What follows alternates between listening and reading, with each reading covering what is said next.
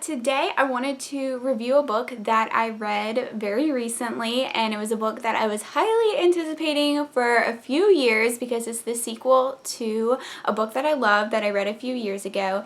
And so today I'm going to be talking about Torn by Jennifer L. Armentrout, and it is the sequel to Wicked. I won't spoil Torn in this video, but I will have spoilers for the first book, Wicked.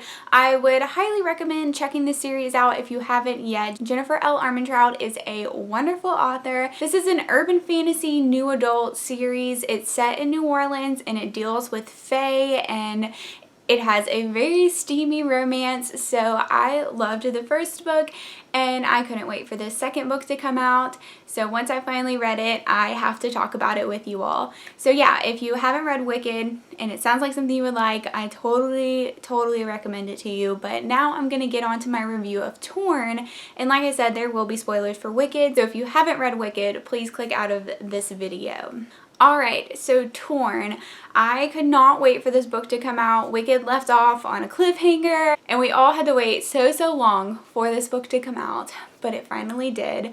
Unfortunately, I didn't love it as much as the first book, and it could partially be just this point in my life that I was reading it because I wasn't able to read it very quickly since I had so much going on with school and blah blah blah. So I felt like it kind of dragged a little bit at first. I wasn't totally sucked in the beginning.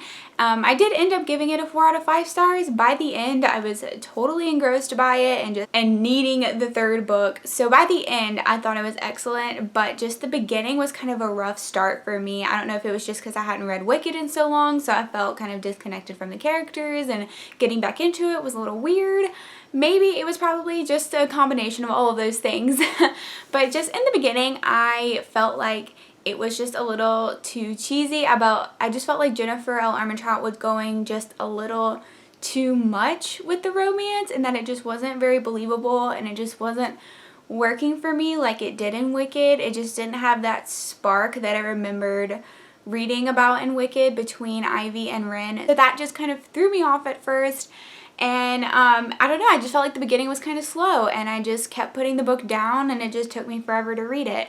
So I don't know if anyone else felt that way, but that's what I got from the beginning of the book. Once things got rolling and once the plot really took off towards the middle and like last third of the book, I was totally sucked in, and I read that part like in one sitting. So things definitely pick up, or right at the middle kind of.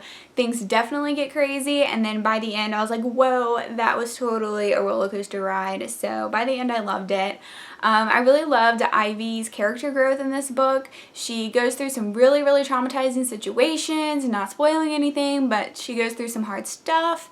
So does Ren. So that definitely built their character, and Ivy just had to like deal with some things within herself, and obviously with where Wicked left off, with her being half fae, she had to deal with that, and then her and Ren and their relationship had to also deal with that factor in Revelation. So that definitely built Ivy as a character to me, and Ren, and it built their relationship up more. And it just, after all of this craziness like went down, and then at the end of the book I just felt like there was way more substance to Ivy and Ren's love and relationship that I was missing in the first part of the book. And so I was really happy about that, and I love Ivy and Ren as characters, so I was happy to kind of fall back in love with their love. But Tink was wonderful as always. Tink is probably my favorite character of the series, like hands down. Like, he's so funny, and he just shines in this book. Like, he really does. He was one of the best parts of the book.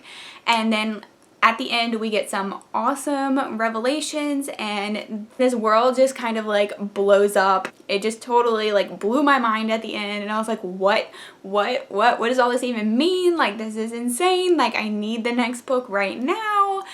So yeah, I really enjoyed it. If you read Wicked, I would definitely suggest reading Torn. It was an excellent read. I didn't feel as sucked into it as I did with Wicked, but like I said, there are multiple factors for that. I think that's all I have to say. Let me know all of your thoughts in the comments below. Just to warn people that maybe haven't read Torn yet, there might be some spoilers in the comments below because I might be discussing specific things with people that have also read it.